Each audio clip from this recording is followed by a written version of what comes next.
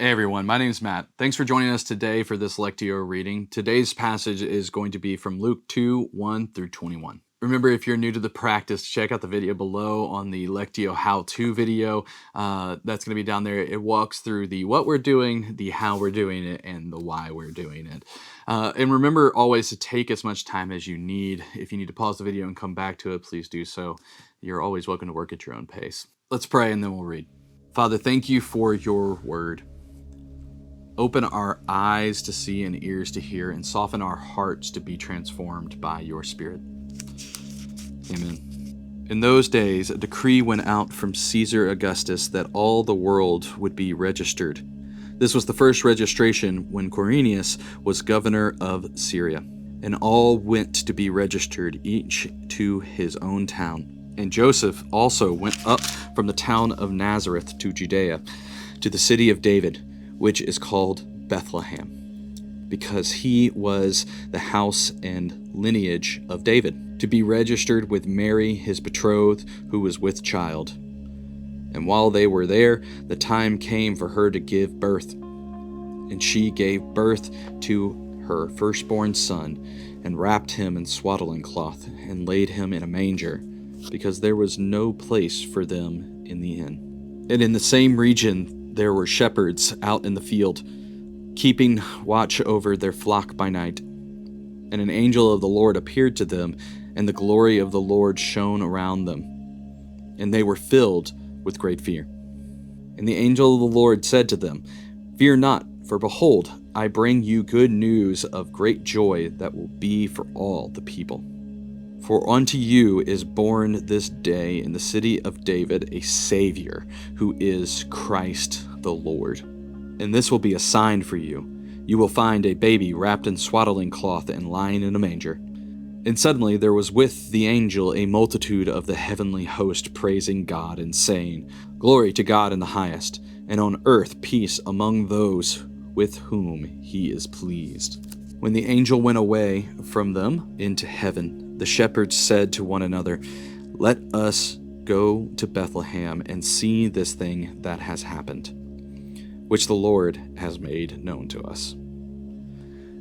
And they went with haste and found Mary and Joseph and the baby lying in a manger. And when they saw it, they made known the saying that had been told them concerning this child. And all who heard it wondered at what the shepherds told them. But Mary treasured up all these things, pondering them in her heart.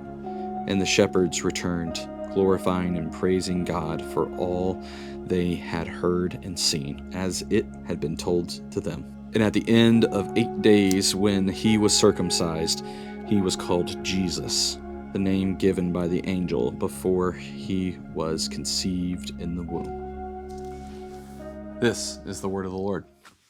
There's a lot going on in this passage. It's a little long. I apologize, but let's just try to work top to bottom and kind of go through it. There's a lot happening. It's big and important, and this is the Christmas story. This is the pinnacles. These are the things that happen around December 25th, right? Jesus is born.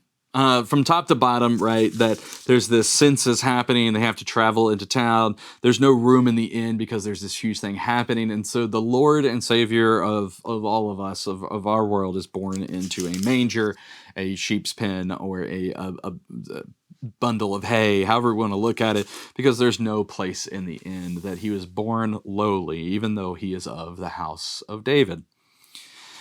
And in that same region, there's these shepherds that for some reason are so blessed that they get these angels and the multitudes of these heavenly beings coming down, and it gets to see that there's this worship happening. And we get this verse 14, right, 2:14, that is kind of known. Glory to the God in the highest, and on earth peace among those with whom he is pleased. This is a reflection in some ways against Isaiah and in some other sections of Scripture and some other things, but at the same time, this is kind of this proclamation that glory to him. He is here. He is present. Jesus has arrived. So all of this preamble type stuff is now he's here. This is him. He is born.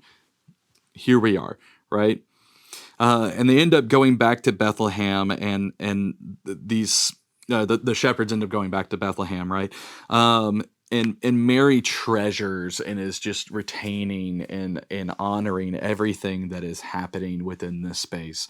And just like what happened before in this repetition of things, right? That John is going before to do these things. Jesus, in the same way, is circumcised on the eighth day and then is named after the name that the angel has given him. That he will be known as Jesus, as Jesus, as Yeshua, right? That he is Yahweh, that he is the God, that he is the Lord and Savior here, that he is known by these names. And that is the significance of this passage. For us, I think it is this is the kickoff, right? This is where like Jesus has come, he is here, he is present. All this preamble talking about how there is this one to come, and that, now you're pregnant with the one to come, and okay, now he's here, he is in the world, he is living, these prophecies are coming true, the heavens and the multitudes are worshiping, and there is this season of rejoicing that is happening, that heaven is coming to earth. And for us, that reflection looks like understanding that Jesus is here, that he came, right? And I would argue that he is present. That he is on this physical earth and is present with us. And that is abundant, that is filling, that is a thing. And just as Mary, we should treasure those things, and be glad in those things. And I know that there's a lot of times where there's these seasons of mourning and things, but this is a season for rejoicing, and that is what is happening right here, that this baby is now named Jesus and is with us, and that is something to be treasured and to celebrate and to praise, and hopefully we can all together say glory to God in the highest, and on earth peace for all of us, right? Let's pray together. Father, thank you for speaking to us through Scripture, for its impact over thousands of years and so many generations. And as we meditate on this passage today, reveal yourself more deeply to us. Amen.